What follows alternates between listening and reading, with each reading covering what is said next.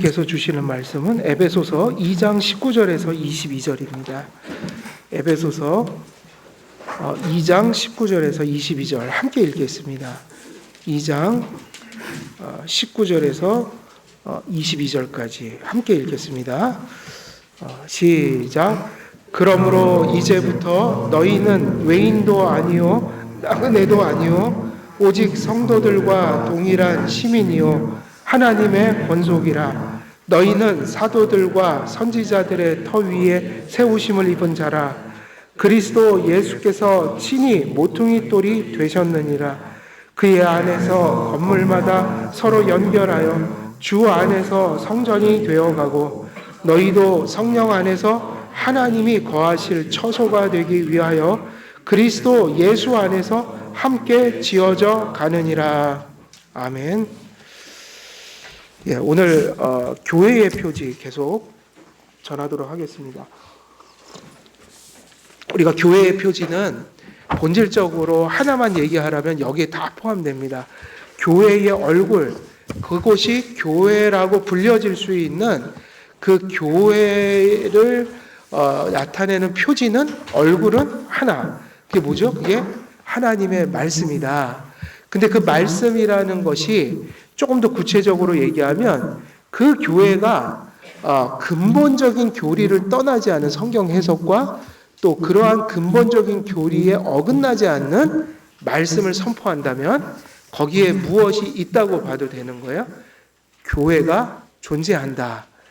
자, 그래서 말씀 선포는 이것이 본질이지만 말씀은 단지 설교로만 전해지는 건 아니니까 말씀이 설교가 아닌 방식으로 전해지는 또 하나의 예수님께서 세우신 방편이 뭐예요? 그게 성례란 말이죠.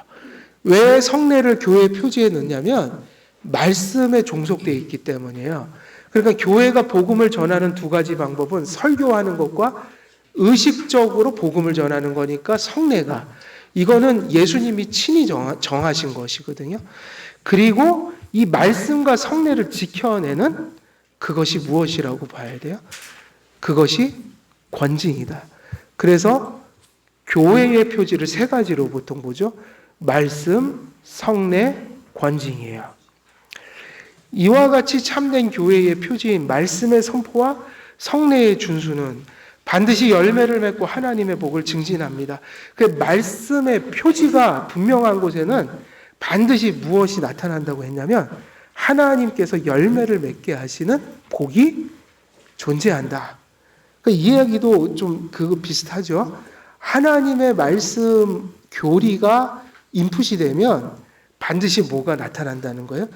성도의 삶이, 누림이, 복이 나타난다.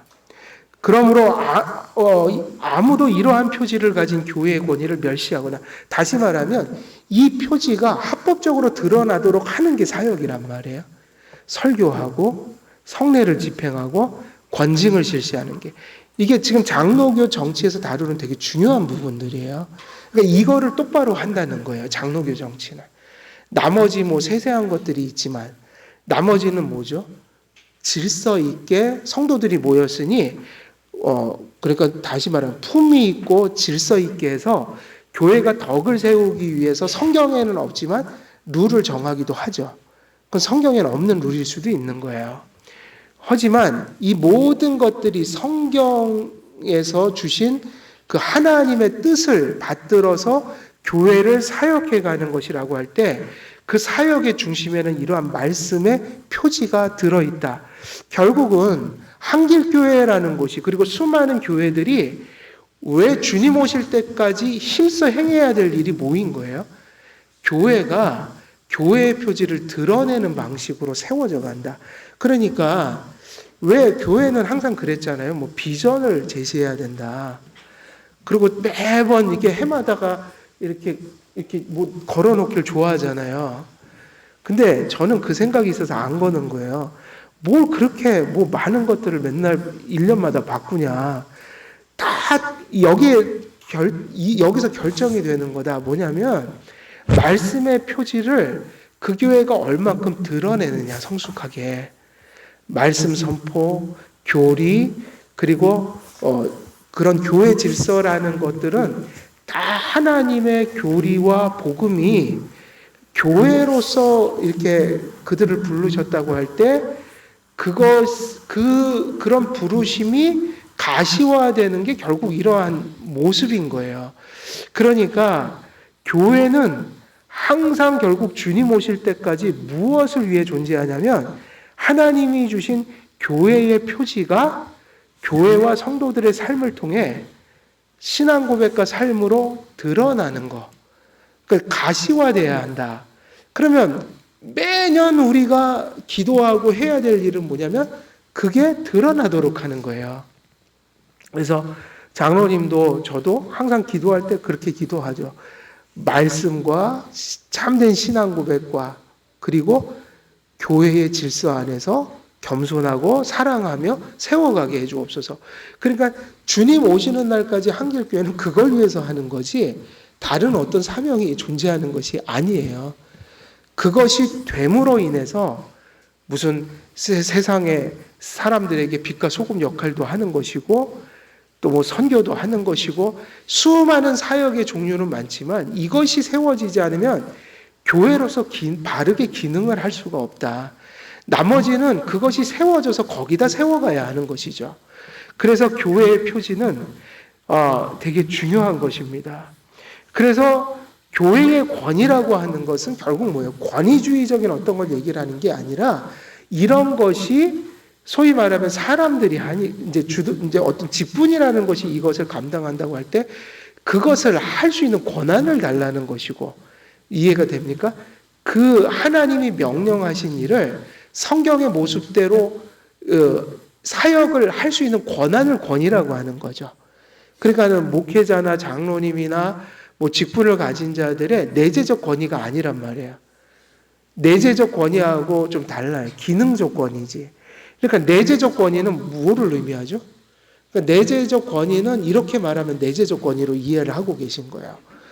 어떤 목사님이 뭔가 틀렸어요. 내가. 틀릴 수 있잖아요. 틀렸는데 틀린 거를 얘기할 때 틀렸죠. 그렇죠. 그러나 내가 목사니까 그래도 무조건적으로 따라와야죠.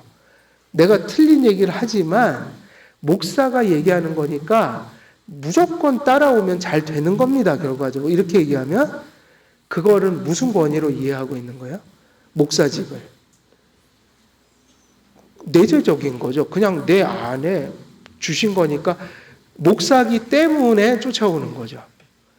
근데 여기서 얘기하는 권위는 말씀의 근거에서 사역을 하는 권위를 의미하는 거예요.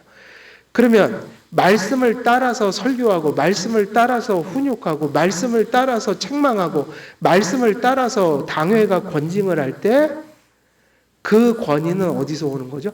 목사기 때문에 하는 게 아니라 성경의 근거에서 할 때 그것은 내재적 권위가 아니라 성경에 순종해서 성경을 수종드는 의미에서 성경을 집행하는 의미에서 그거를 할 때 그건 내재적 권위가 아니라 그 목사가 그 사역을 하는 장로가 그 사역을 하는 권위가 주어지는 근원은 목사기 때문에 장로기 때문이 아니라 말씀을 수행하고 있기 때문에 권위가 주어지는 거예요. 그러나 그것을 사람이 전하고 사람이 하기 때문에 사람에게도 어떻게 해야 되는 거예요? 순복을 해야 돼요? 안 해야 돼요? 근데 그 순복이라는 게 왜 하냐면 말씀을 하고 있기 때문인 거죠. 말씀대로. 그래서 이것은 내재적 권위가 아니라 그건 기능적인 거라고 보면 더 나아요. 그러니까 그 얘기가 제일 손쉬운 얘기라고요. 주차 위반을 했는데 거기 계신 분이 주차 위반 딱지를 붙여요. 내 차에다가. 그러면 그거를 순복해야 합니까? 말아야 합니까? 여러분은 그런 생각할 때가 있어요?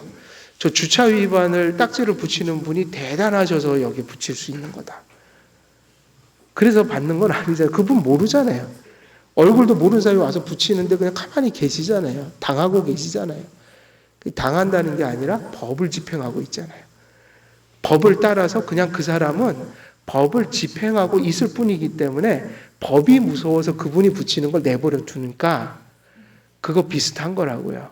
그러니까 교회에서 교회의 질서, 교회의 가르침, 교회의 치리에 순복해야 합니다. 이것은 목사라는 존재 자체에게 순복하는 게 아니라 그가 말씀을 따라 수행하기 때문에 순복한다는 얘기고, 그러나 사람에게 순복할 이유는 그걸 하나님이 지금 하시지 않잖아요. 사람이 집행을 하니까 일단은 그 루트를 인정해야지 되는 거예요. 그러니까 그 사역을 할 권한을 존중하라는 거예요. 잘못된 거를 받으라는 얘기가 아니라. 예. 그래서 교회의 권위는 잘 이해되어야 해요. 그래서 이 권위는 사회적 권위도 똑같이 적용돼야 돼요. 무슨 국회의원이 된다, 무슨 공무원이 된다, 대통령이 된다. 이거는 내재적 권위가 되면 독재인 거예요. 예, 그거는 민주사회에서는 용납이 될 수 없는 일이라고요. 그러니까 그 사람들은 다 무엇에 근거해서 일할 때만 인정이 되는 거예요. 헌법의 정신에 위배되지 않게. 법을 초월하면 탄핵을 당하는 거예요. 그래서. 그 똑같은 얘기 아니에요? 대통령이기 때문에 뭘 하는 게 아니라 그러니까 하나님이 세우신 법이라는 것에 대통령이 그 아래서 어떤 법을 집행하기 때문에, 행정을 집행하기 때문에 국민들은 그걸 법에 근거해서 받는 거죠. 근데 법을 초월하면 저항할 수 있어요. 시민들은. 시민 저항 정신이 있다고요. 그래서 가정도 똑같아요. 가정에게 부모의 권위도 있죠. 근데 권위가 뭐가 아니라고 그랬어요? 권위주의가 아니라고 그랬으니까 부모의 권위라는 것은 그 아이를 누구의 뜻대로 키우라는 소명을 받은 거예요. 그 책임을 다하는 게 권위죠. 그래서 부모가 하나님의 법을 따라, 그리고 상식적인 그 적절한 훈육의 원리를 따라, 그리고 내가 자식을 소유하고 지배하기 위한 것이 아니라 자식을 하나님이 원하시는 자리에 가기까지 내가 하나님을 대리해서 보호하고 양육하는. 그래서 결국은 진정한 크리스찬 가정은 내가 원하는 자녀를 만드는 게 아니라 누가 원하는 자녀를 만들도록 내가 양육권을 위임받았다고 생각해야 돼요. 하나님이요. 부모는 그렇게 해서 권위를 주장할 수 있어요. 그게 정당할 때 누가 순복해 줘야지 맞아요. 그렇죠? 부모님들이 당연히 권위가 있죠. 그러니까 교회의 권위를 이런 의미에서 뭐 한다면 4페이지죠. 두 번째 패러그래프죠. 두 번째 문단.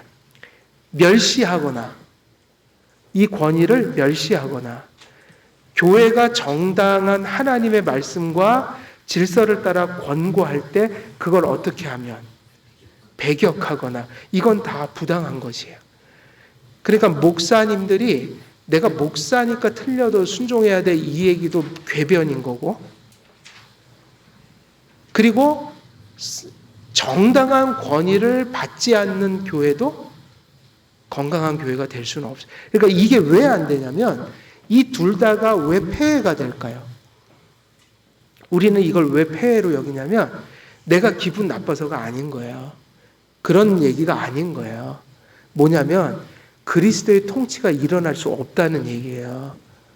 하나님의 말씀을 따라서 인간으로서 세워진 자들이 그걸 잘 수행할 때 누구의 통치가 있는 거예요? 하나님의 통치가. 이거를 장로교 정치라고 한다고요. 이 원리가. 그래서 교회의 충고를 거스리거나 교회의 징계를 비웃거나 해서는 안 되며, 그래서 장로님이나 목사님들이 교회에 문제가 생기면 반드시 책망해야 돼요. 책망할 때 그걸 잘 살펴야 돼요.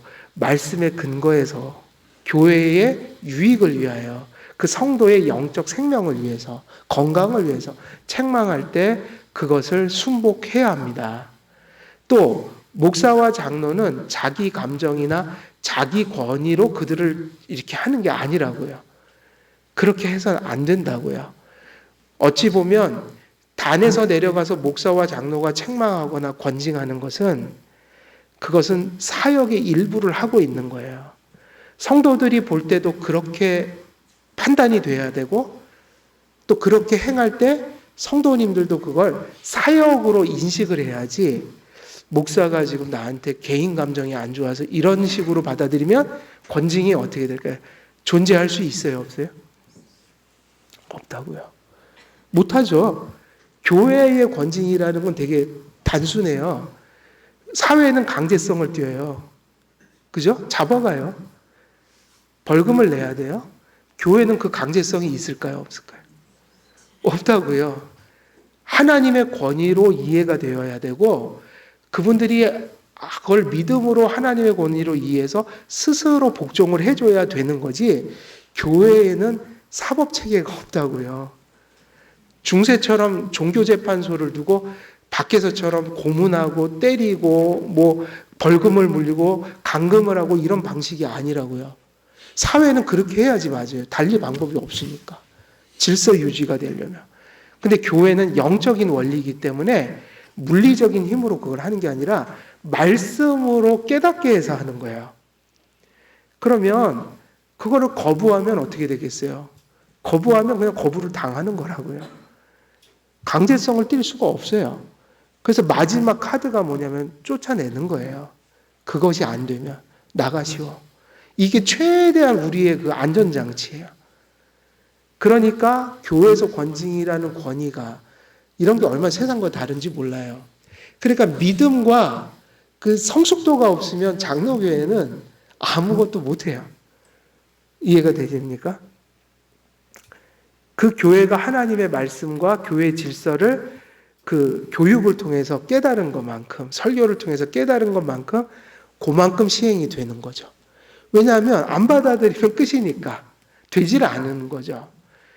그러니까 이것은 교회에 속해서 교회의 유익을 위해서 오퍼레이션 되는 것이다. 그것의 근거는 항상 사람에게 있지 않고 어디에 있다는 거예요? 하나님의 말씀, 표지 중요하다. 그래서 되게 자발성으로 가는 거예요. 그래서 교회의 충고를 거스르거나 교회의 징계를 비웃거나 해서는 안 되며 교회를 배반하거나 그 하나됨을 깨뜨려서는 더더욱 안 됩니다. 왜냐하면 주님께서 자기 교회의 교제를 너무도 중요하게 삼으셔서 무슨 그리스도인 연합체이든지 말씀과 성례들에 대한 참된 사역을 수행하고 있는 한 오만 불손하게 교회를 떠나는 자를 종교 회피자이자 포기자로 여기시기 때문입니다. 그래서 교회를 옮기는 것도 신중히 해야 하지만 여기서 얘기하는 건 본질적으로 어떤 지역교회에서 어떤 지역교회로 옮기는 것만 얘기하는 건 아니에요. 더 여기서 강력하게 얘기하고 있는 건 뭐예요? 교회의 신앙을 떠나는 거죠. 교회를 부정하게 되는 거. 무교회주의자가 되는 거. 근데 지금은 점점 교회들이 많이 병들어서 그런지는 모르겠지만 그래서 이걸 이렇게 표현할 수 있어요. 교회에서 뭐가 지금 자꾸 성도들에게 드러나지 않고 있는 거예요? 교회의 표지가. 말씀이 자꾸 이렇게 사장이 되면서 교회 표지가 교회 안에서 건강하게 이렇게 가시화되지 못하니까 사람들이 무슨 생각을 하겠어요? 교회가 별로 하는 일이 없어. 교회를 나가나 안 나가나 똑같아. 교회에서 나에게 공급해 주는 게 없어.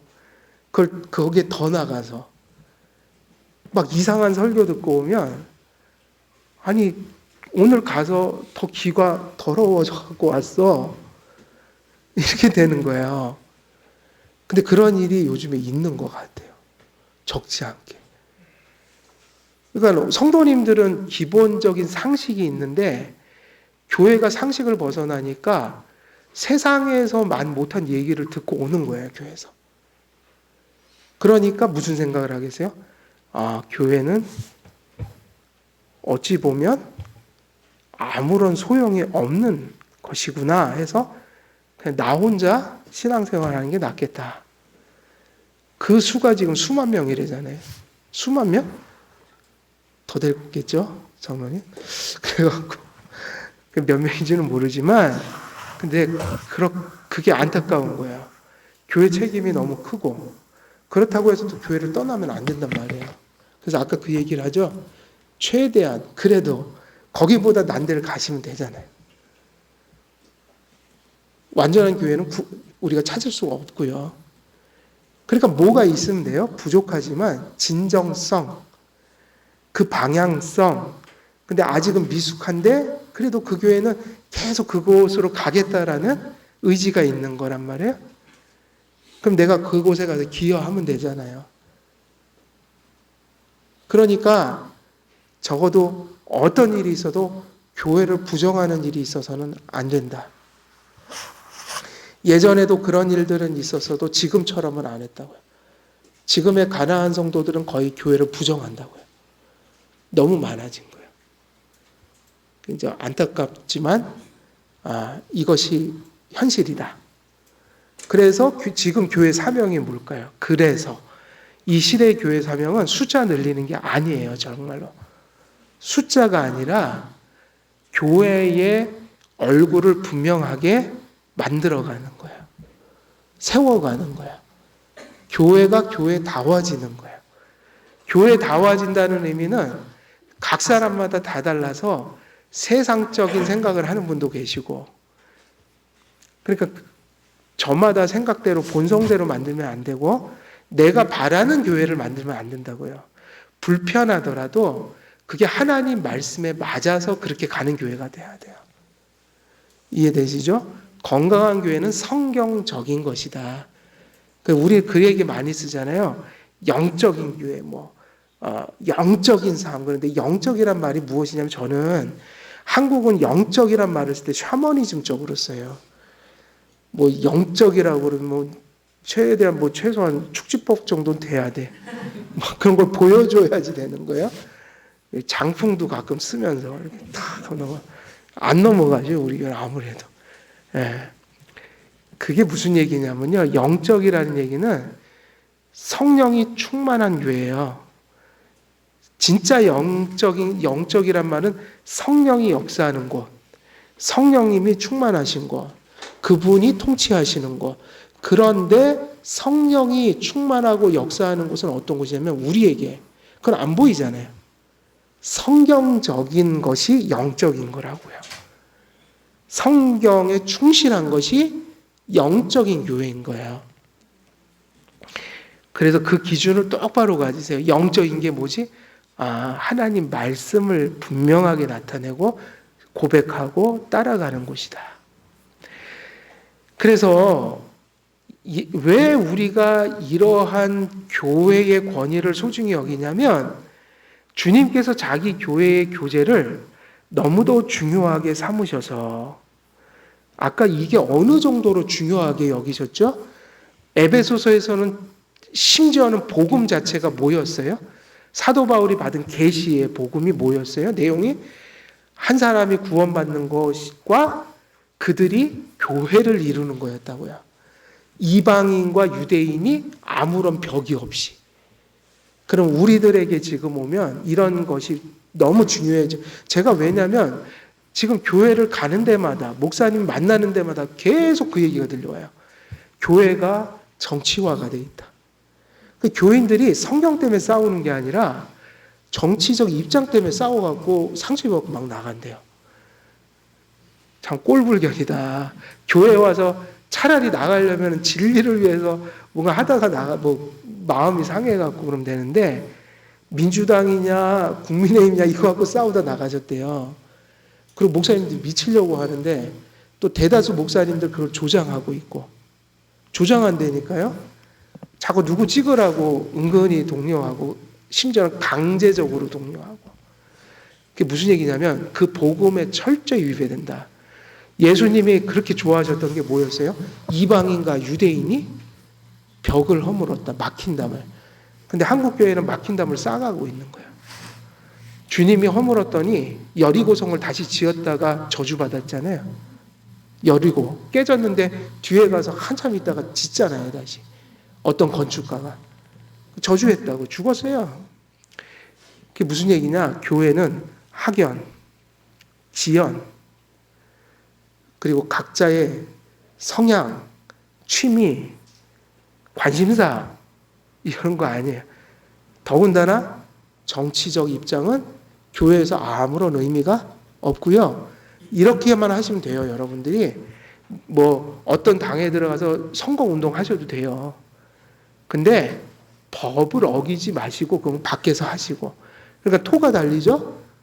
위법하지 않은 이상 적법하게 무슨 정치 활동을 해도 여러분 다 돼요. 왜냐하면 여러분 하나님의 백성이면서 또 뭐인 거예요? 한편으로는 시민이니까 시민적 삶을 사셔야죠.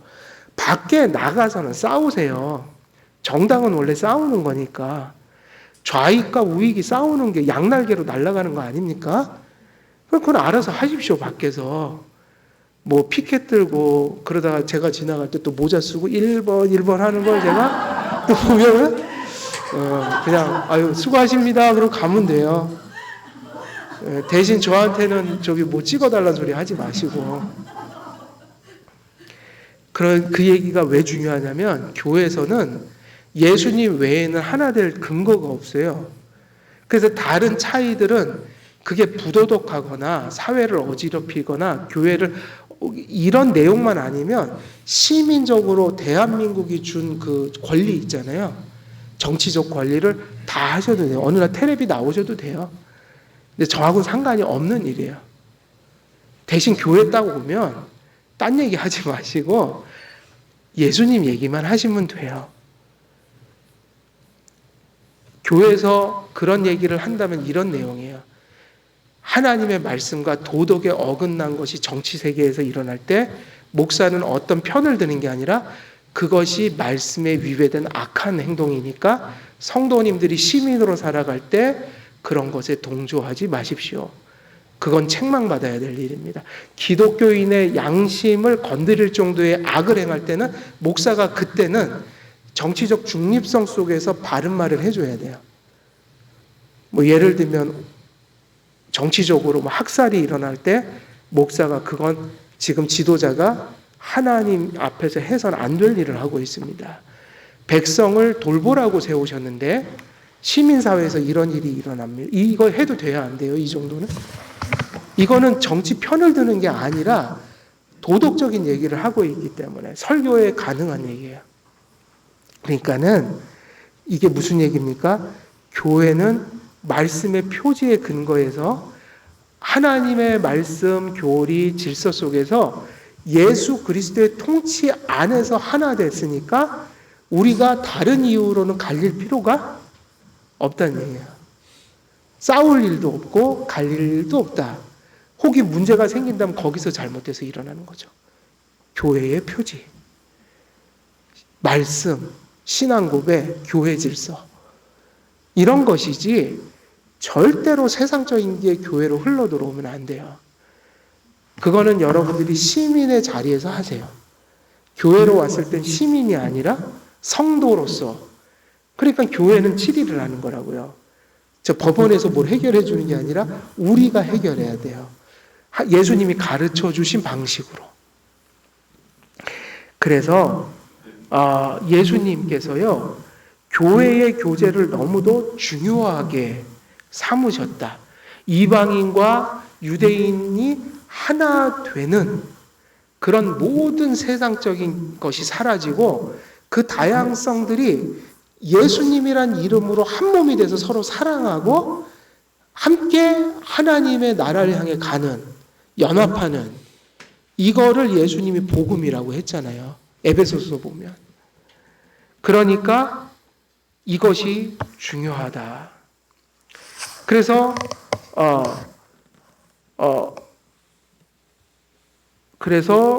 바울은 교회를 뭐라고 불렀어요? 진리의 기둥과 터이다. 여기서 진리는 하나님 말씀이에요. 교회에서 인문학 할 필요가 없어요. 목사님들은 철학을 전할 책임을 가지고 있지는 않아요. 복음 전할 때 혹시 도움이 된다면. 저는 철학을 요즘에 공부하거든요. 퀴어 같은 거, 이런 거 비판할 때 철학이 묶여 있기 때문에 현대사상 계몽주의를 알아야 되잖아요. 성경의 유익을 위해서 공부하는 거예요. 성도님들한테 철학을 가르치려고 철학을 공부하는 게 아니라 말씀 전할 때 우리가 처한 상황을 얘기하기 위해서 지금 이런 사상이 있는데 우리에게 영향을 받습니다. 그 철학을 공부하는데 그건 성경을 위해서 하는 것이지 철학을 많이 안다고 해서 설교를 잘하는 건 아니에요. 차라리 그게 없는 설교가 너무 좋아요. 그런 게 없는 게. 여기서 진리의 기둥과 터니까 우리 교회의 기둥은 뭐고 기초, 터, 파운데이션은 뭐예요? 말씀이에요. 근데 왜 교회를 진리의 기둥과 터라고 얘기했냐면 교회가 그 말씀 붙들고 존재하는 공동체거든요. 그 말씀으로 존재할 수 있는 공동체. 그 말씀으로만 무슨 일이든 할 수 있는 공동체. 그 말씀을 세상에서 유일하게 보여줄 수 있는 공동체. 그 공동체는 말씀에 의해서 서기도 하고 넘어지기도 한다. 그래서 교회는 진리의 기둥과 뭐예요? 터예요. 이것이 허물어지면 진리와 기둥도 어떻게 될까요? 세상에서 허물어져 간다. 여러분이 보실 때는 어때요? 교회의 영향력이 점점 더 강화되어 약화돼요. 약화되고 있잖아요. 이 약화된다는 게 우리가 뭐 세상에서 힘쓴다는 얘기가 아니라 세상에 복음을 전할 힘을 잃고 있다. 세상 사람들에게 점점 압도되고 있다. 그리고 다른 얘기로 표현하면 성경의 정신으로 살아가는 게 아니라 교회가 약해져서 진리와 기둥의 터가 허물어져서 교회는 건물적으로는 교회가 존재하는데 그들의 삶이, 생각이, 마음이 세속적인 것으로 가득 차서 하나님의 사상이 보이질 않는다. 이게 뭐예요? 진리와 기둥의 터가 허물어졌다. 그래서 이게 뭐하고 같냐면 제가 요즘에 11개 하를 읽고 있는데 상하를 읽고 있는데 거기 계속 나오잖아요. 얼마 안 돼서.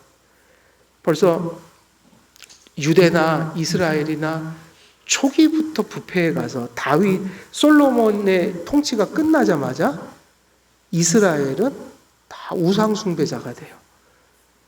그래서 결국 어떻게 돼요? 아수르한테 망하고 바벨론한테 망하고 왕이 끌려가고 눈알이 뽑히고 백성들을 다 잡아가고 거기다가 누구를 또 심어요? 하나님 그 가나안 땅에다가 언약의 백성들이 사는 삶의 보금자리에다가 아수르 사람, 뭐 바벨론 그 시대의 이교도들을 데려다가 다 식민을 한다고요. 마치 아메리카 대륙처럼. 이게 뭐냐? 정체성이 다 파괴되고 있다. 이게 약간 동전의 양면인데 정체성이 파괴되니까 하나님이 진노의 채찍을 들으시는 거죠. 그런 의미는 오늘날 교회하고 비슷해요. 이스라엘이 소위 말하면 하나님 백성의 정체성을 잃을 때 영향력도 같이 잃게 될 뿐만 아니라 거의 풍지박산이 나버렸죠. 오늘날 교회는 이 부분을 회복하지 않는다면, 말씀의 표지가 분명해지지 않는다면 교회에 말씀과 신앙 고백과 교회의 질서라는 이걸 회복시켜 놓지 못하면 이스라엘처럼 될 수 있다고 봐요. 저는. 교회의 사람은 넘쳐날 수 있어요. 여러분 지금 뭐 우리가 그 나는 신이단가요? 거기 보면은 그 교회들이 다 작아요, 커요? 다 커요. 그런 일이 벌어져도 계속 클 거예요. 잘 흔들리지도 않아요. 또 교리를 바꿔서 얘기하거든요. 그게 부러워할 모습이 아니다. 그건 저주죠, 저주. 그렇게 커가는 거는. 교회들이 이 부분을 회복하지 않으면 이제 그 보여주는 그 모습의 결론이 그거예요. 다 흩어지고 만다. 첫째, 정체성이 흩어진다. 이단들처럼 많이 모이게 되면 많이 모이는 것 자체가 재앙이고 많이 못 모이는 교회는 또 어떻게 되겠어요? 힘을 잃어서 다 흩어지죠, 교회가. 작아지고 흩어지고 형적을 알아볼 수 없도록 파괴되어 간다. 우리는 지금 이 모습을 거기다 투영해서 봐야 돼요. 이스라엘 백성들이 바벨론의 아수르의 포로로 잡혀가서 이스라엘 백성들이 가나안 땅에서 살지 못하고 이방 땅에서 그렇게 살아가야 되는 모습. 믿음을 가졌지만 그 교회라는 그 하나님이 세우신 몸과 수단을 통해서 은혜의 그 수단을 통해 은혜를 공급하지 못하고 다 기갈에 들려서 영양실조에 걸려서 죽어가고 병들어 앓고 그 무리들이 흩어지는 이러한 모습들이 진리의 기둥과 터가 허물어져 가는 모습인 거예요.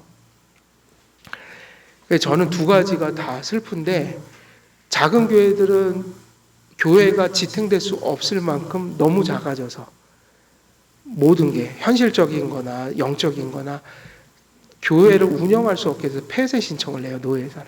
교회 문 닫습니다. 되게 많아요 지금. 한편으로는 악한 교회들이 자꾸 커져가고 있어요. 이단이니 또 기성교회 속에서도 대형 교회들은 계속 늘고 있다. 그 교회들 건전하지도 않은데 뭘 그렇게 가서 보고 배우려고, 그 교회를 차라리 좀 개척교회들 찾아가지. 뭐 개척교회가 잡아먹나요? 예? 아니잖아요. 개척교회의 장점 많아요 사실은. 그렇지 않아요? 대형교회 단점 무지 많습니다. 무지 많아요. 좀 들으세요. 유튜브로 보시는 분들은. 되게 많습니다.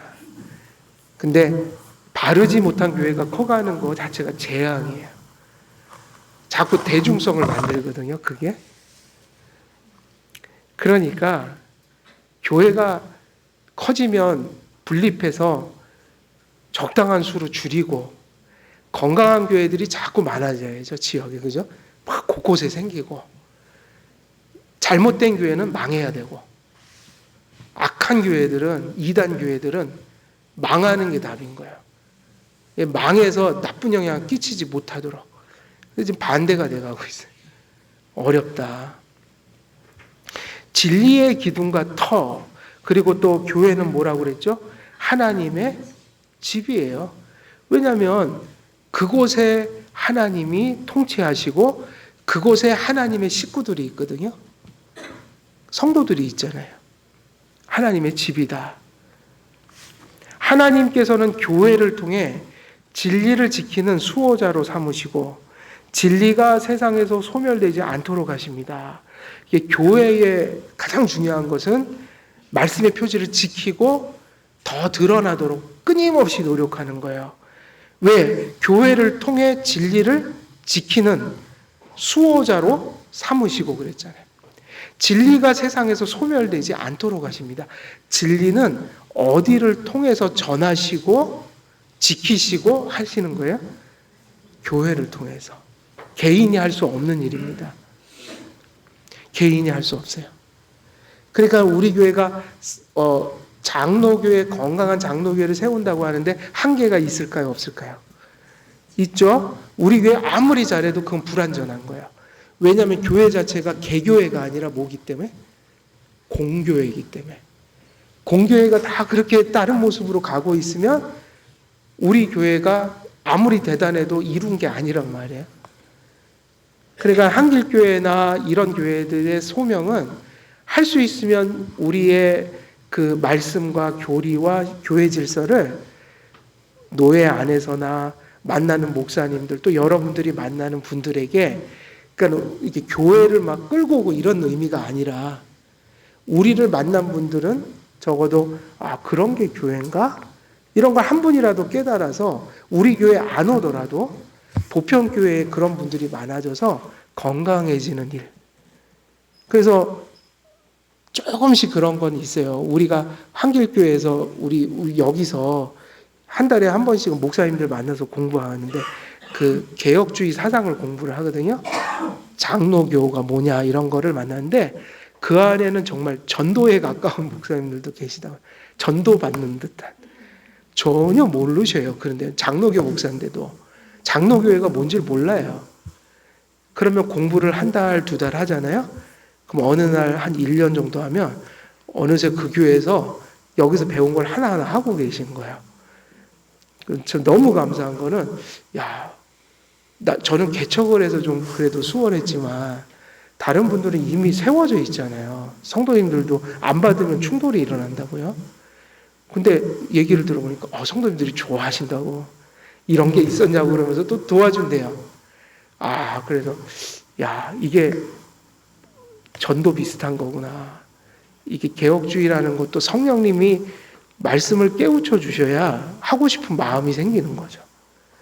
그런데 그런 분들이 여기서 공부한 분들도 뭐 열 몇 명을 하시는데 한 두 분, 세 분 보이고, 또 어떤 분은 아마 그분이 70 후반대 아니면 80 정도 되셨는데 목회 다 끝나신 분이에요. 이제 거의 그러니까 법으로 따지면은 이제 은퇴. 근데 세상에 오셔갖고 어디 사시냐면 저기 안산 사셔요. 여기로 꼭 오셔갖고 배우고 가셔요. 새파랗게 젊은 후배 목사한테 그 은퇴하신 목사님이 꼼꼼하게 적으면서 이러면서 배우고 가시면서 내가 그래도 목사기 때문에 너무 좋대요. 이런 걸 배우고 가니까. 그리고 이제 여전히 또 어르신들도 섬기시나 봐요. 그분들 제가 이렇게 가르칠 때 이거 전하고 있다고. 그러니까 이제 그게 무슨 얘기냐면 자꾸 한 교회라도 이렇게 한 교회라도 자꾸 그런 교회들이 많아지는 거. 그러니까는 개교회가 아니라 자꾸 공교회적으로 가야 된다는 얘기예요. 세상이 그렇게 바뀌어야 우리도 사실은 더 큰 힘을 얻을 수 있어요. 너무 다르니까 우리 교회도 그걸 모르는 분들은 대중성이 그거기 때문에 원래 이게 맞는데 그게 맞는 것처럼 보이니까 얼마나 대화할 때 또 충돌이 되고 그러겠어요? 그러니까 이게 약간 소명과 같은 거예요. 우리 교회로 끝나면 안 되고 또 우리의 소명이라는 게 자꾸 우리 교회 불리겠다고 우리 교회 막 사람들 그런 걸 오시면 좋지만 그런 걸 넘어서서 오지 않는다고 하시더라도 그러면 이런 내용이라도 좀 꼭 가슴에 가지고 또 좋은 교회를 가라. 그러면 그런 거를 누군가를 전해줘야 되잖아요. 이사야 말씀대로 전하지 않는데 누가 들으리요. 근데 이게 복음이라는 게 넓게 보면 이게 다 복음이에요. 복음은 딱 구원받고 끝났어가 아니니까. 그 이후에 주님 오시는 날까지 혹은 우리가 죽는 날까지 끊임없이 그 복음이 경험돼야 된단 말이에요. 자라가고. 그러니까 사실은 복음 전한다는 말은 그렇게 단순한 얘기가 아니라고요. 그래서 칼빈에 따르면 교회를 떠나는 것은 하나님과 그리스도를 부인하는 것입니다. 그래서 교회를 옮길 수 있어요. 옮길 수는 있는데 또 교회를 옮기는 것도 신중하게 해야 될 일이고 그러나 여기서 얘기하는 걸 옮기는 거를 넘어서서 교회를 부정하는 의미에서 떠나지 말라. 교회의 존재를 부정하지 말라. 이런 얘기 되게 중요한 거예요. 칼빈은 교회와 분리되는 것을 주님께서 자기를 낮추시고 우리와 함께 맺으신 혼인의 약정을 깨뜨리는 범죄로 치부합니다. 그러니까 교회와 분리된다는 것은 교회를 떠나서 구원이 없다는 것은 교회를 다니기 때문에 구원받는다는 의미가 아니라 우리가 에베소서에 보면 그 얘기를 하는 거예요. 구원을 받는 일과 뭐가 끊어지지 않는다?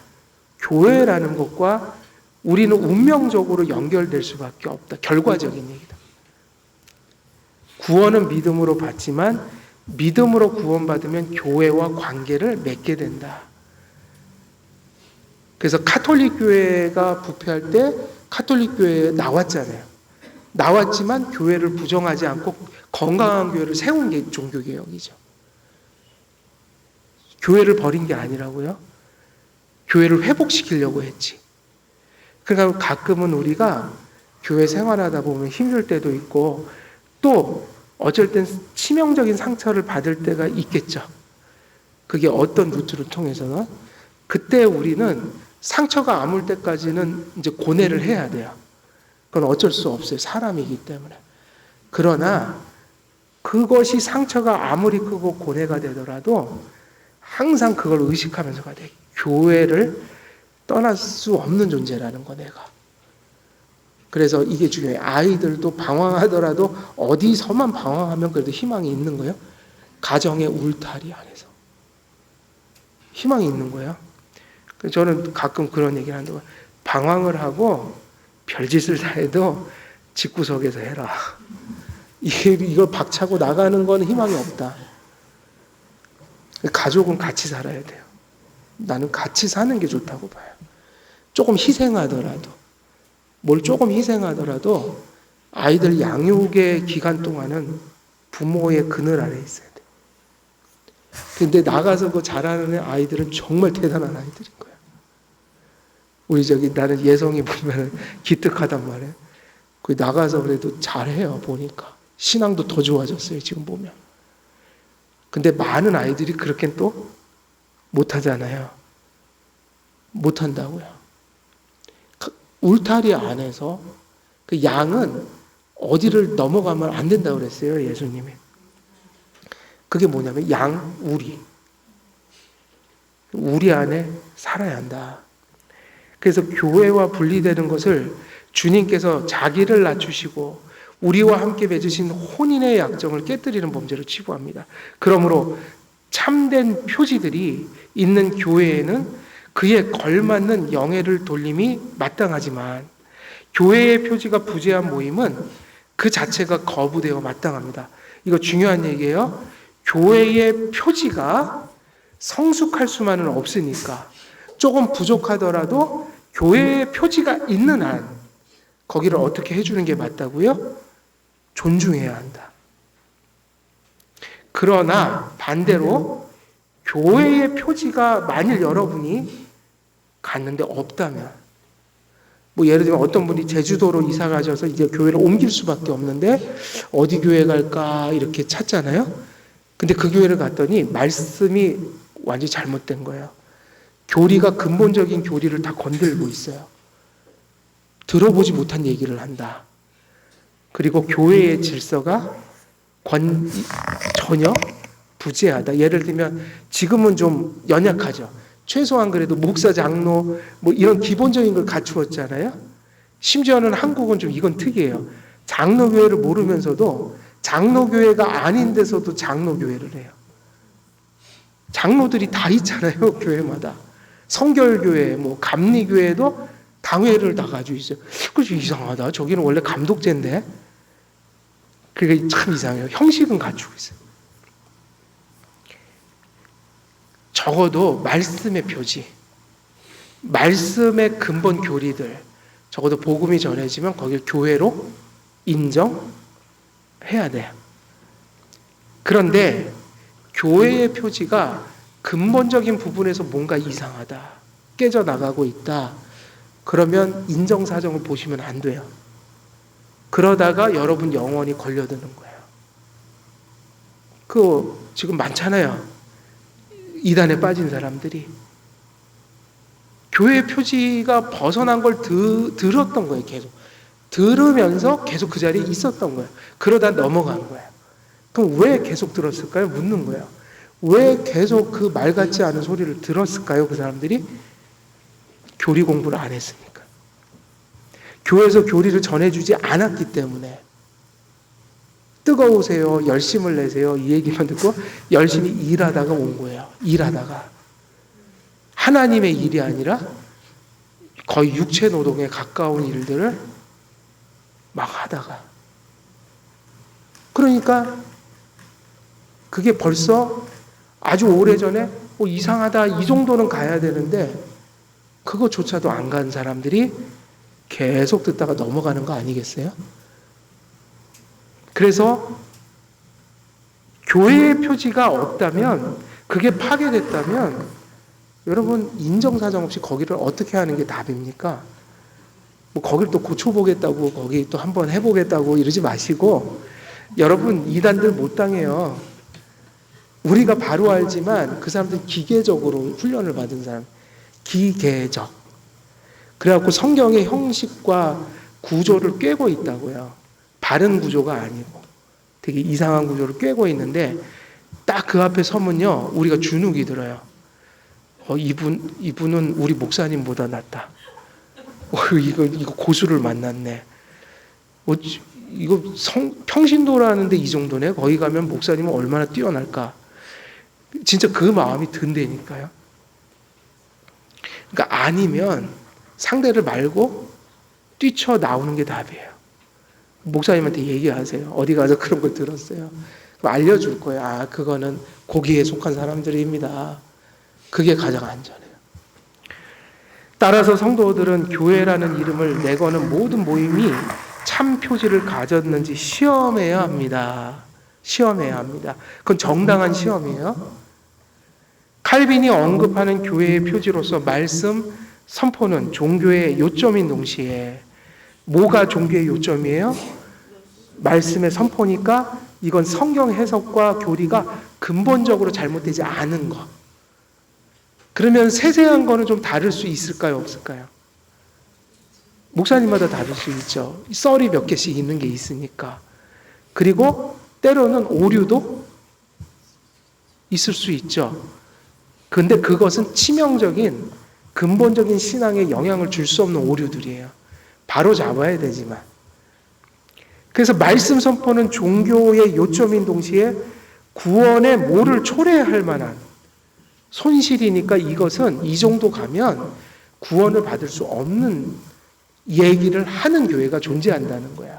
그걸 가로막는 교회가 존재한다는 거예요. 이러한 교리들은 확고해야 하며, 그러니까 칼빈이 뭐라고 하죠? 이런 근본 교리들은 우리의 구원을 좌지우지할 수 있을 정도의 중요한 교훈들. 근데 그게 거의 다 어디에 요약돼 있죠? 이거 헷갈릴 필요가 없어요. 웨스트민스터 신앙고백서, 소요리 문답, 그 다음에 대요리 문답, 하이델베르그, 벨직, 도르트, 이런 개혁주의 교회가 이미 역사 속에서 고민하고 노력하고 교회가 다 검증해서 이미 수만 500년 세월을 견뎌온 신조들이라고요. 틀리지 않기 때문에 많이 고칠 수도 없어요. 그리고 그것은 다 모든 걸 얘기한 게 아니라 가장 중요한 맥락을 엑기스만 추려놔서 1000년이 지나도 아마 바뀌지 않을 거예요. 가장 안전한 진리들이다. 그러니까 그 교리들은 어떻게 해야 하며 그랬어요? 거기 보면은 이러한 교리들은 어떻게 해야 하며 확고해야 하며. 그래서 우리 교회도 부족하면 부족했지 완전하진 못해요. 그러나 끊임없이 그렇게 가야 돼요. 세월이 흐르면서 이 부분이 약화되면 안 되고 세월이 흐르면 흐를수록 더욱더 진리의 근본적인 진리의 말씀들을 확고히 전하고 들어야 한다. 확고히. 이걸 소중히 여겨야 된다는 거예요. 모든 사람들이 의심할 여지 없이 받아들여야 합니다. 이것은 검증된 것이기 때문에 성경의 해석의 결과이고 개인적인 견해가 아니라 뷰가 아니라 몸된 교회가 정리해서 공표한 거기 때문에 결국 이 신조들에 속한 가르침들은 어떤 의미가 있어요? 성도들이 그 교회에 오면 받아야지 회원으로 받을 수 있는 거예요. 이걸 받아들여야지 세례를 줄 수 있는 거예요. 우리도 지금 입교 교육하고 있잖아요. 세례 교육하잖아요. 그러면 뭘 가지고 하죠? 교리를 가지고 가르치고 이거를 내가 못 믿겠는데요 하면 세례를 줄 수 있어요? 없어요? 못 준단 말이에요. 지금 그 얘기를 하고 있는 거예요. 교회가 세례를 줄 때 교리를 가르치는 거는 그냥 사람이 정해서 한 게 아니에요. 지금 이 얘기를 하잖아요. 교리들은 확고해야 하며 모든 사람들이 의심할 여지 없이 받아들여야 합니다. 왜냐하면 교리는 복잡한 게 아니라 너무 엑기스만을 당연한 것만을 추려놓은 거예요. 이러한 교리들, 칼빈은 이러한 교리의 예를 하나님께서 몇 분이시며 그래서 다원주의자들이 불교에도 구원이 있고 뭐 신은 또 뭐 어느 길로 가나 다 같은 겁니다. 이렇게 할 때 우리는 안 받는 거라고요. 그리스도께서 하나님이시자 하나님의 아들이시고 근데 여기서 얘기하는 게 그냥 이거 몇 줄 알라는 얘기일까요? 이게? 내용 들어가면 복잡해요. 그죠? 그 내용들의 기본은 알아야 된다. 그래서 세례 받을 때 처음 교회를 난생 처음 온 사람이 교인이 될 때는 이미 이러한 내용들을 우리가 지금 세례자 교육, 입교자 교육 하듯이 철저하게 가르치고 그걸 이해했는지 묻고 믿는지 확인할 때만 세례를 주니까 적어도 한길교회 세례를 받은 분들은, 그리고 정상적으로 하면 내가 세례 받았어요 하는 분들은 이 내용이 무엇인지를 적어도 기본을 알고 있어야 되는 거죠. 이런 조목들과 이와 유사한 다른 조목들을 포함합니다. 그러나 어떤 교리적 사안, 이제 이 얘기도 나오네요. 그러나 이런 근본적인 거 빼고 어떤 교리적 사안들에 있어서는 여전히 뭐 가운데 있다는 얘기예요? 논쟁 가운데. 이 얘기가 무슨 얘기냐면 이건 너무 난제에 해당해서 성경을 함부로 풀면 이제 문제가 생기니까 이건 아직도 여기서 논쟁이라는 것은 지금도 살피고 있는 내용이다. 아직도 이 의미는 정확하게 다 밝혀지질 않아서 A라는 사람이 있고 B라는 이런 데서 이제 차이가 나는 거예요. 그러니까 저는 주석을 많이 봐요. 그 주석들 어느 숫자적으로 어느 숫자를 보면 어느 정도 몇 권을 보게 되면 적어도 이 본문에 대해서 다른 입장을 가진 것에 윤곽이 드러나요. 그럼 저는 설교를 그런 것은 가급적 얘기를 안 하려고 하거나 얘기를 하게 돼도 안전한 테두리 안에서 얘기를 하려고 하는데, 그러한 것은 어떤 의미이기 때문에 그러냐면 바로 여전히 연구 과정에 있다. 그러나 그것이 그런 구절들은 대부분 구원받고 사는 데 있어서는 별 문제가 없는 것들이에요. 여전히 논쟁 가운데 있긴 하지만 믿음의 하나됨을 깨뜨릴 정도까지 되지 않는 조목의 교리들이 있습니다. 그래서 그런 것은 그런 영역에 속했으니까 A라는 걸 받거나 B라는 걸 받아서 다르더라도 그래, 그것도 그럴 수 있어, 이렇게 생각해 주는 게 맞는 거죠. 그래서 예를 들면 육체적 죽음 이후에 영혼이 어디로 가야 하는지. 근데 이 부분은 많이 가르쳤어요. 죽으면 곧장 천국 가고 곧장 지옥 간다. 이건 다 공통되지만 그것의 과정이나 뭐 이런 건 하나라도 알아요, 몰라요? 그거는 뭐 성경에도 없으니까 굳이 그거를 가지고 이거 어떻게 되는지 연구해보자 하면 너 할 일 없는 일 좀 그만해라 그러면 되는 거죠. 그거를 왜 성경도 얘기하는데 네가 하나님보다 높냐? 그러면 끝나는 거예요. 성경에 없으면 얘기 안 하면 되는 거예요. 설교할 때 그게 설교가 되는 거예요. 성도님들 성경에는 더 이상 얘기를 안 해서 못하겠습니다. 그럼 이게 진짜 설교인 거죠. 근데 없는데 자꾸 뭐 얘기를 한다. 저 목사님 약간 지금 이상한 데로 가고 있다. 네. 종교의 요체를 훼손하지 않고, 이 말이 중요하죠. 종교의 요체. 근본적인 것들. 구원의 손실을 초래하지 않는 사안을 인해 불화하거나 분열을 초래해서는 안 됩니다. 물론 사소한 오류조차도, 그러니까는 이런 부분들은 예를 들면 정당하게 몇 가지 이런 것이 있는데 그런 부분들에 있어서 교회 입장이라는 게 또 있잖아요. 그거는 어떻게 하냐면 그 교회의 당회가 그런 것들을 정돈해 주면 돼요. 그리고 규례에 관련돼서 다른 교회와 이 교회가 다를 수 있는 게 있는데 다르기 때문에 이것저것 하면은 하나 될 수가 없잖아요. 그죠? 예를 들면 우리는 또 강복선언을 하니까 예배 마치고 눈을 떠요, 감아요. 그러면 꼭 갚는다고 일은 아니고 또 갚는다고 나쁜 성도도 아니지만 우리가 뜨는 이유는 그게 더 성경적인 것이라고 우리가 확신하기 때문이에요. 왜냐하면 기도가 아니라 선언이니까, 말씀을 가지고 선언하니까 눈을 뜨고 목사가 손을 왜 들어요? 보라고 드는 거죠. 근데 드는데 감으면 못 알아들어요, 내리지. 그러니까 그런데 그래도 왠지 좀 감고 싶다 그러면 감을 수 있지만, 근데 이게 이제 문제가 돼요. 누구는 감고 누구는 뜨면 교회의 통일성이 약간 그렇잖아요. 그러니까는 감는 것도 뭐 꼭 그거를 정죄하는 건 아니지만 그래도 같이 뜨는 게 가장 유익하다. 왜냐하면 통일성이잖아요. 그리고 거기엔 신학적 의미를 담아놨잖아요. 선언이니까 손을 들고 목사의 손을 바라보라. 그래서 그렇게 하는 게 가장 성경적이다 그랬으니까, 그거는 꼭 그거 안 하면 큰일 나고 이런 거라기보다는 교회는 더 성경적인 거기 때문에 그걸 받았고, 그럼 당회가 그걸 이제 정리를 해줘야죠. 우리 교회는 안 뜰 수도 있고 뜰 수도 있지만 뜨는 것이 더 성경적이니까 뜨겠습니다. 그랬어요. 그러면 이제 그 다음에는 뭐가 덕스러운 거예요? 하나 되는 것 때문에. 누군 뜨고 가면 또 새로 오신 분들 헷갈려. 저 뜨라고 했는데 누군 감고 그러면 뭐야 이게? 그러면 이제 그러니까 그냥 가급적이면 떠주면 됩니다. 우리 집사람은 이렇게 치료받을 때 눈 좀 뜨세요. 그랬더니 떴는데요. 그런데 계속 뜨라고 그랬는데 그래도 이제 뜨면 좋은 거예요. 그래서 이런 것들이 강제나 강요는 아닌데 강제는 아니지만 덕을 위해서는 교회가 통일성을 갖는 게 좋으니까 그러니까 덕스럽게 가자는 뜻으로 이제 이런 얘기를 하는 거죠. 자, 그래서 종교의 요체를 훼손하지 않고 구원의 손실을 초래하지 않는 사안을 인해 불확실하거나 분열을 초래해서는 안 됩니다. 물론 사소한 오류조차도 아첨과 묵가로 일관해서는 안 되지만 이런 사안을 인해 무분별하게 교회를 버려서도 안 됩니다. 그러니까 실수를 할 수 있는 영역이 있고 실수를 할 수 없는 영역이 있어요. 교리도.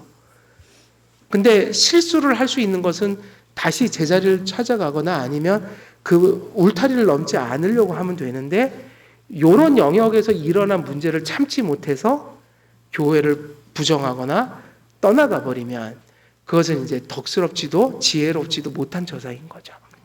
그래서 이런 사안에 있어 더 온전한 결론에 이르기 위해 애써야 하지만 이러한 근본적이지 않은 문제에 대해서 이제 이 얘기가 되게 중요하죠. 그래서 그 다음 단계가 일어나요. 성경과 교리는 거의 다 당위적으로 받아야 될 내용을 얘기하고 있지만 교회의 규례로 들어가면 성경에 있는 것도 있고 없는 것도 있어요, 없어요. 예를 들면 우리 장로님이 장로 되실 때 몇 년이라고 했죠? 5년을 채워야 된다 조건이 있었어요. 헌법에 그렇게 되어 있잖아요. 그러면 5년을 채우라는 게 성경에 있어요, 없어요? 뭐 예를 들면 집사님들은 3년으로 알고 있는데 그거는 성경에 없는 거예요. 근데 그렇게 할 때 왜 성경에 없는 거를 목사님 요구합니까? 이러면 지금 뭐를 모르고 있는 거예요? 이 이치를 모르는 거예요. 성경에 없는 거는 성경의 정신에 비추어서 그리고 그런 성경을 쫓아가는 교회가 가장 건전한 방식으로 일을 처리하기 위해서 뭔가는 규례가 존재하게 된다. 그럼 규례는 왜 존재하죠? A라는 것도 있고 B라는 것도 있고 C라는 길도 있잖아요. 저분 말도 맞고 이분 말도 맞을 수 있는 거예요. 그런데 왜 교회는 굳이 5년이라는 걸 못 박았냔 말이에요. 3년도 되고 2년도 되고 5년도 되면 사람이 모인 곳이기 때문에 문제가 발생해요. 어떤 분은 2년이라고 하고 어떤 분은 그냥 중요한 거는 통일이 되어야 한다. 그래서 합의해갖고 만든 게 몇 년이에요? 5년. 그럼 바뀔 수도 있나요, 없나요? 있을 수 있어요. 더 길어질 수도 있고 더 짧아질 수도 있어요. 그러나 그것이 합의된 이상은 지켜야 된다. 그러면 성경은 우리에게 두 가지를 명령한 거예요. 교회에서 질서 있게 산다는 것은 성경에 있는 건 당연히 쫓아야 되고 성경에 없는 것도 만들 수 있다, 없다? 있다. 그런데 그것이 성경의 정신에 부합해야 하고 그 성경을 쫓아가는데 성도님들이 유익해서 만드는 것이어야 되는데 이게 성경적 근거에서 나와요. 어디서 나오냐? 고린도전서 14장 40절에 보면 품위 있게 하고 질서 있게 하라 이 말이 나와요. 품위 있고 질서 있게 하라는 것은 말씀은 당연히 쫓아가지만 말씀에 없는 문제를 가지고 우리가 행동해야 할 때 단수가 아니라 다수가 모인 곳이기 때문에 사회에는 법이 필요하다. 일종의 질서가 필요하다. 그러니까 우리가 교회가 품위 있게 그리고 질서 있게 하나님의 말씀에 유익이 되도록 하기 위해서는 어떤 법을 제정할 수 있다는 얘기가 돼요. 그러니까 성경에 없는 법은 왜 들어왔냐면 이것들이 있어서 무슨 일들을 품위 있고 질서 있게 하기 위해서 만들어 놓은 룰이에요. 그래서 룰을 만들어 놓은 거다. 그리고 교회에서의 대부분의 예를 들면 몇 시에 모일 건지 성가대를 만들 것이냐 우리는 신학에 따라서 만들지 않겠다. 또 헌금의 방식을 어떤 방식으로 할 것인지 교회마다 다 다르거든요. 그것들은 성경의 원리와 정신을 벗어나지 않는 이상, 그러나 이것도 저것도 다 하고 저마다 다르게 하면 교회 통일성이 깨지니까 그걸 누가 정해줘야지 맞아요? 말씀과 교회법에 비추어서 혹은 그 교회가 필요에 의해서, 근데 그걸 누가 하는? 당회가 하는. 그래서 당회가 중요한 거예요. 그 질서를 당회가 규정해 주는 거예요. 그래서 헌법 보면 다 나와요. 이런 것까지 당회가 하는 거예요. 몇 시에 모이기로 하는 거. 그래서 우리가 코로나 때 예배 드리는 시간이 계속 바뀌었어요, 안 바뀌었어요? 그때 그 시간은 그냥 정하는 게 아니라 누가 정하고 어디서 정해야 되는 거예요? 당회에서 정하는데 그땐 장로님이 안 계셔서 당회가, 그 교회 목사가 그 당회 역할을 해야 돼요. 그래서 당회를 안 하고 날짜를 정한 거죠. 지금은 이제 당회가 생겼으니 장로님과 의논해서 정하죠. 이런 질서가 있다는 거예요. 그러면 그런 시간을 정하는 건 성경에 있냐 없냐고 자꾸 물어오면 뭐라고 답해 줄 수 있어요? 성경이 이렇게 얘기했다. 품위 있게 하고 질서 있게 해야지 교회가 하나 될 수 있다. 그래서 품위 있게 하고 질서 있게 풀어가야 하고 교제를 지키며 교회 안에 머물러 화평 및 정당한 체제를 갖춘 권징을 존중하는 가운데서 이 모든 문제들을 풀어가야 한다. 그래서 근본적이지 않은 문제들은 이러한 질서 속에서 규정을 해줘야 된다는 얘기예요. 그래서 당회의 역할이 상당히 크죠. 그리고 비본질적인 문제는 A가 될 수도 있고 B가 될 수 있고 C가 될 수 있는 것은 말씀과 말씀의 정신을 따라 당회가 여기서 뭔가 하나를 통일성 있게 하도록, 그게 다 틀린 건 아니죠. 우리 교회는 이렇게 가도록 하겠습니다 해서 정리를 해줘야 되는 거죠. 이런 것이 이제 교회의 질서인 거예요. 근데 이것이 만약에 사라지면 어떻게 갈까요? 문제의 각자의 소견대로 가는 사사기적 모습이 되어지는 거죠. 그래서 오늘 이제 우리가 1번 다 마쳤습니다. 교회의 표지에 대해서 말씀을 또 전해드렸고, 교회의 표지가 교회에 가시적으로 드러나야 한다는 것, 이런 문제들도 이야기했고, 그런 의미에서 말씀 선포라는 것은 근본적인 성경 해석과 교리를 가리키고 있다. 그래서 이 근본적인 요체에 해당하지 않는 근본적이지 않은 문제가 존재한다. 그런데 어떻게 이런 문제를 교회가 질서 있고 품위 있게 가져갈 수 있는가?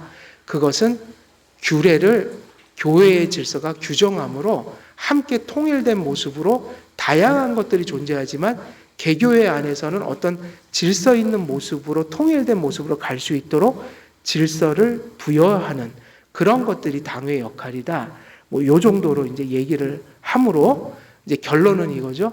교회의 표지는 없으면 그것은 교회가 아니라는 거예요. 또 반대편으로 생각하면 교회의 표지가 존재하지만 표지의 성숙도는 교회마다 달라서 우리가 헷갈려지는 거죠. 그래서 그런 부분들을 잘 정리해서 결국은 건전한 이러한 인사이트 속에서, 이런 인식 속에서 우리가 교회의 표지를 바르게 이해함으로 우리가 참된 교회가 무엇인지를 이제 분별하는 그러한 대로 나아가야 한다. 이 정도로 말씀을 드리고, 다음 주에는 이제 완전주의에 관련해서 그리고 이러한 부분과 관련된 몇 가지 중요한 사실들도 전하도록 하겠습니다. 제가 기도하고 마치겠습니다. 은혜로우신 아버지 하나님, 오늘도 교회의 표지에 대하여 함께 말씀을 나누었습니다. 우리 온 세상에 지으신 주님의 공교회가, 또 특별히 이 대한민국에 세워진 우리 한국, 우리 조국의 공교회가 말씀의 표지를 온전히 드러내는 그런 참교회가 될 수 있도록 하나님 역사해 주시길 원합니다. 이단들이 범람하고 혼란이 가득한 시대 속에서 흩어져 있는 교회들이 말씀을 소중히 여기고 바르게 또 선포함으로 또 일치될 수 있는 귀한 기둥과 터를 닦아 온전한 보편교회를 이루고 그 교회를 통해 복음을 전하며 또 세상 속에 빛과 소금처럼 하나님의 영광을 드러내는 일들이 충만하여질 수 있도록 하나님 역사하여 주옵소서. 감사드리오며 우리 주 예수 그리스도의 이름으로 기도드리옵나이다. 아멘.